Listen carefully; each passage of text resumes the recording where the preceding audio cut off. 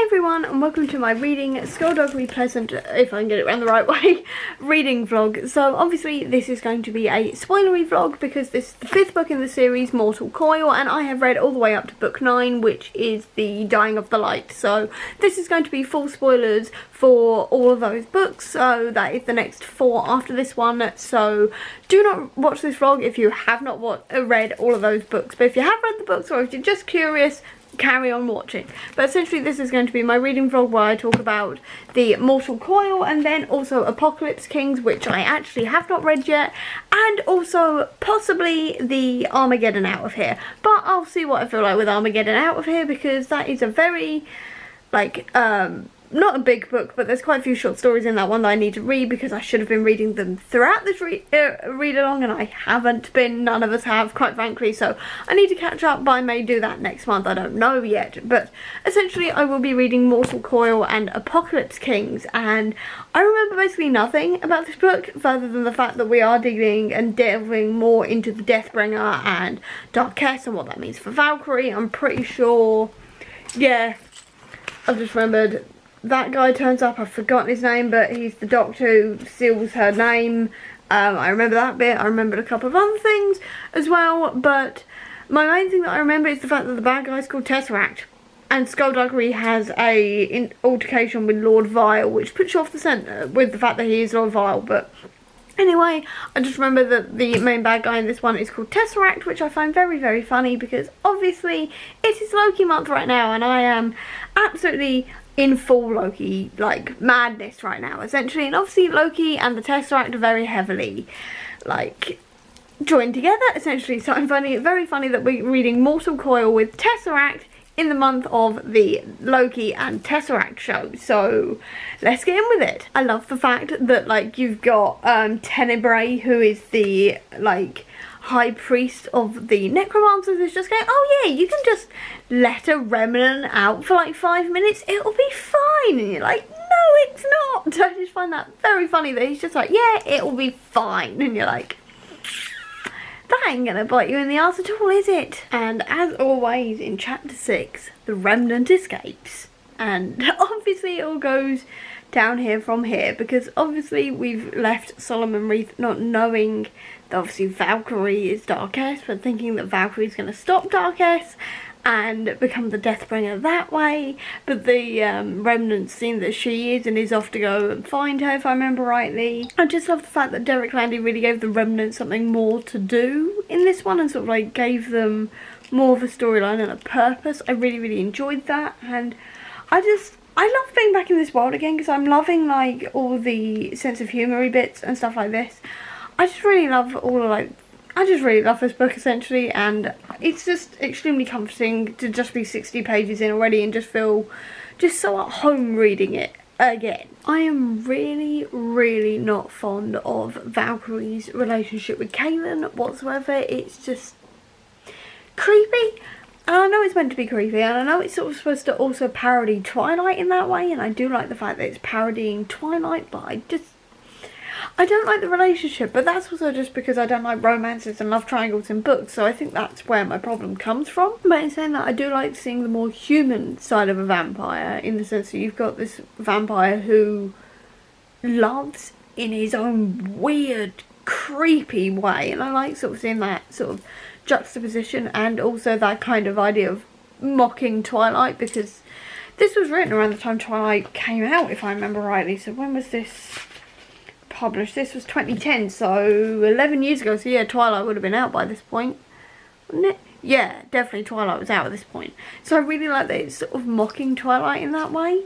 But also, I have a love-hate relationship with Valkyrie and Melancholia's relationship, because first of all it's girl hate, and I'm not here for girl hate whatsoever in books, but in saying that, I do enjoy, like, the conflict of the two of them, because obviously both of them think of each other as the Deathbringer, or like they think of themselves as the Deathbringer, or the possibility of being the Deathbringer, and you can sort of see why they hate each other, but at the same time it's a bit like, girl hate, not the best. But I do genuinely love seeing these characters introduced into these ones, and starting seeing, like, again, the setup for the next books. I keep on making this sound like these books just set up the next book, and they don't. They are self-contained stories, but it's the little sort of drops of things that come into these books that I really love, sort of seeing it all sort of drip in.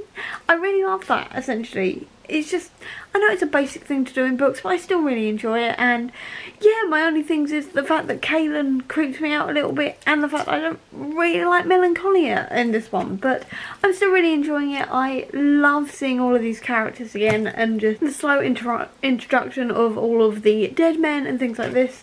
And yeah, so far I'm 107 pages in, which is my pages for the day, and I'm really glad I've started this because I do love it. So ignore the fan because it is boiling in here, but I have just gotten through a few more chapters now, and what I really love is like Tanith's reaction to finding out about Valkyrie and Caleb, because she's not entirely judgmental, but she's still warning her against him. It's that sort of like very sisterly bond, and I love how she really treats Valkyrie in that scene, in the sense of it's like, you know that this is wrong and this is going to be very, very bad for you, but I'm not going to lecture you about it. And I really love as well that she's just like, I take it Skulduggery doesn't know because Caleb's still alive. I really love that, but I also love that it's sort of taking the mick out of Twilight in its way as well. Because obviously Twilight was this massive thing at the time that this was written, because this was written in 2008.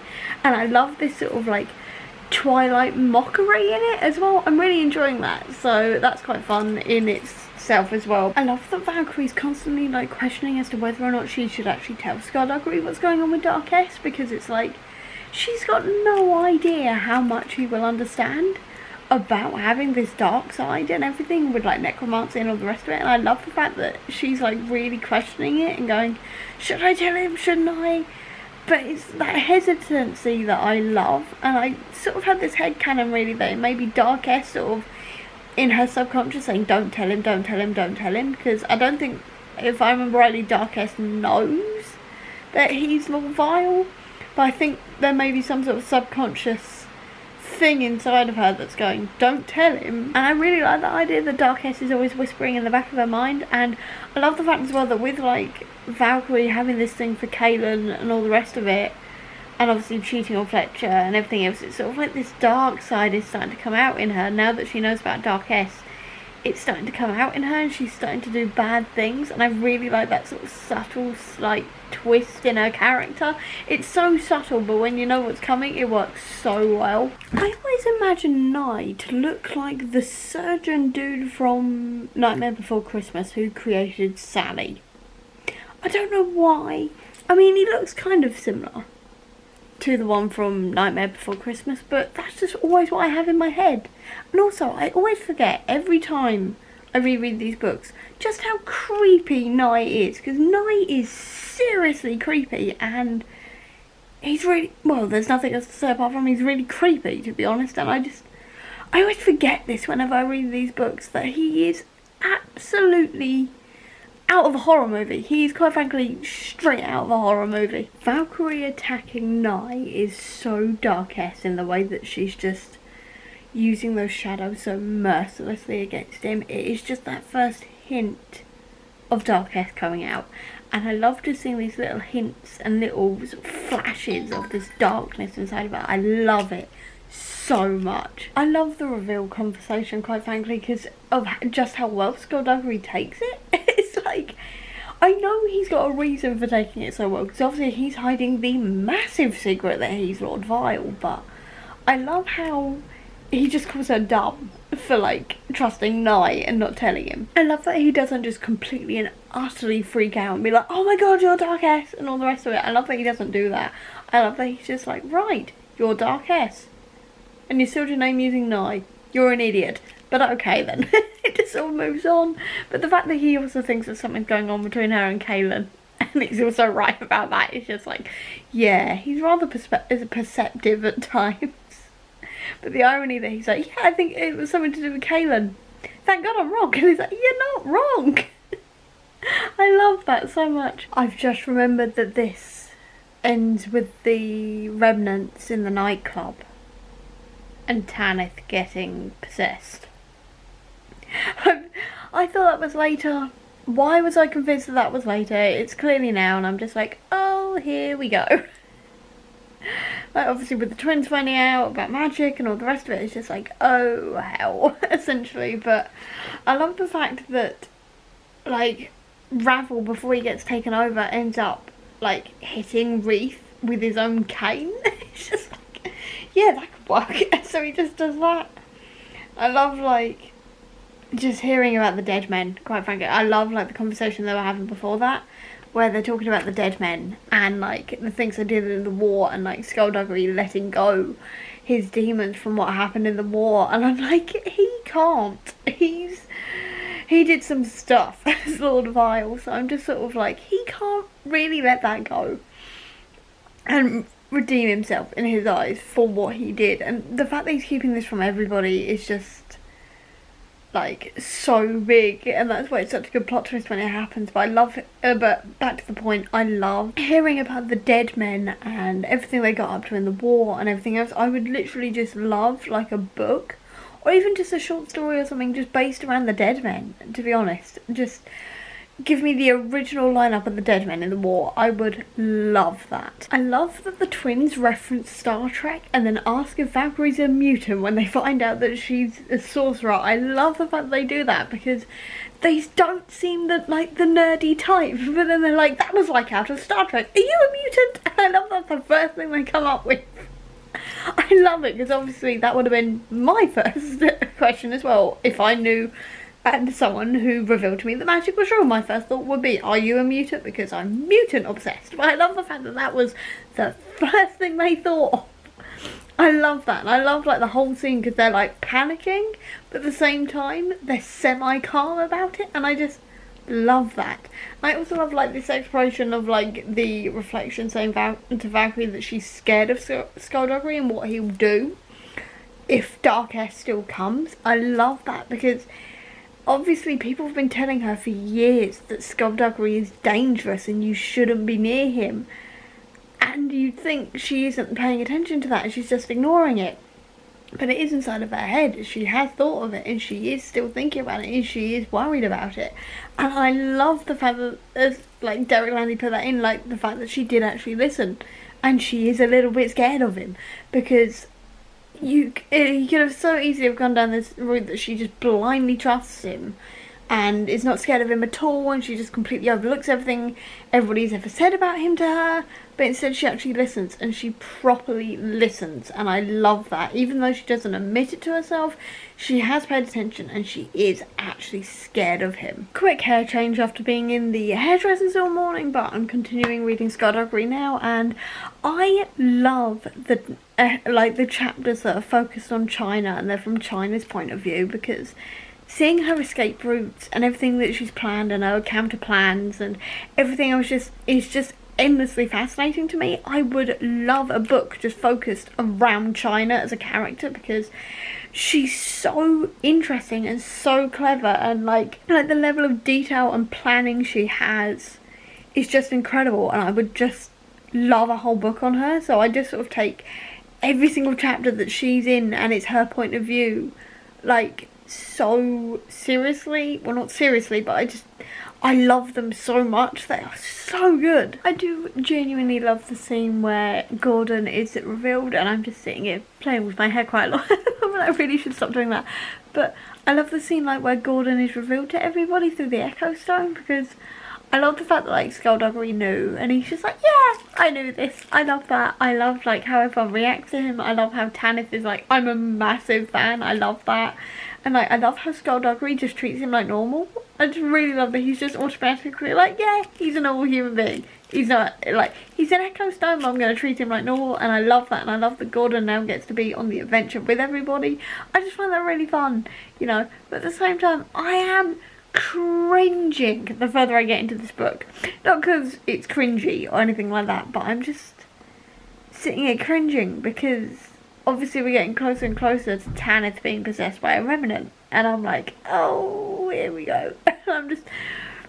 I don't like that bit for obvious reasons, but I'm just like, eek, whenever like whenever it's mentioned that people are possessed, or like when they're off out to go sort it, I'm just like, eek, and sort of cringing a little bit, to say the least, because I'm really not ready for that bit yet, because I can't remember if they ever sort it. I can't remember if they ever pull it out. I remember that obviously Grabs dies and Nye takes over in the Sanctuary in Rawhaven. I can't remember if Tanith is ever depossessed. Genuinely can't remember, so I'm just sort of mourning her character in that way, even though she carries on. I'm not making sense, but essentially I'm just sitting there going, oh no, the Remnant bit is coming. I'm just worrying, essentially. I'm really sad that Ken Speckle dies. I really like Ken Speckle, because he's like a grumpy dad, and I just get really sad when he dies. Especially with the fact that it's Clarabelle who kills him, you know? I feel like he deserved a better way out. I definitely think he deserved a better ending than that, but at the same time I don't know what that ending would have been. So yeah, I'm really sad that Ken Speckle died. Like, really quite sad about it. He's, like, the most emotional, like, character death until this point. Mainly because there hasn't been that big of a character death before this point. But I think this one's, like, the first one that hits really badly. And then Ghastly. Ghastly hits like a truck when that one happens. I'm still in denial that that happens, to be fair. Still got a few more books to go, but yeah. I'm just a bit like, oh no. Ken Speckle died, and obviously this is the start where we start losing characters because they end up getting nobbled. So, yay. I love the fact that as well, like, Skulduggery's like, yeah, Sanguine can stay, but only because he's got, like, a plan, or, like, he's part of the plan. You know, I love that they're all just so done with him, even though he's, like, helping them. I love that they're just like, no, get out, kind of thing. Like, well, more like, you can stay, but only because you're useful. And how he is actually useful because he stole the key, I really like that and stuff.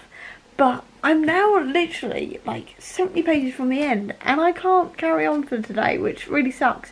But at the same time, I don't mind, because it means I get to put off Tanith getting possessed for that little bit longer, which I really enjoy. Because I'm not here for that whatsoever, but yeah, as always, I'm still really enjoying this. I'm loving, like, reading this one again. There's a lot of stuff I forgot, like the fact that China got possessed and Ghastly got possessed.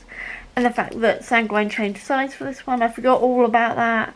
So yeah, I am still really enjoying it, because even though this is like my third read through, I'm still forgetting things, and it's sort of like rediscovering it all over again, and I really enjoy that. So I've just gotten to where Tanith ends up as a remnant and disappears, and I'm just like, oh no. Please ignore the banging. But I'm just like, oh no, it's happened, and I'm really sad about it, because I really like Tanith as Tanith, and I quite frankly can't remember if she ever gets cured. I have a feeling Darkest kills the remnant inside of her, but I can't remember to save my life what happens.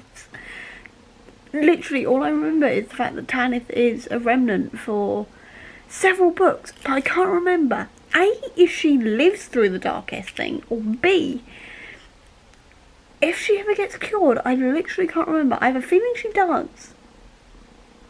Can't remember to save my life. Genuinely can't remember. I'm so good at remembering these books, but in my defence it was 2 years ago, but still I can't remember to save my life. The conversation Skulduggery has with Tenebrae, where Tenebrae's saying, like, he's afraid, you see, he's terrified that you'll turn out to be the next Lord Vile, and it's like, he's got no idea just how worried Skulduggery is about Valkyrie becoming Darkest and becoming the next Lord Vile, because obviously Lord Vile is Skulduggery.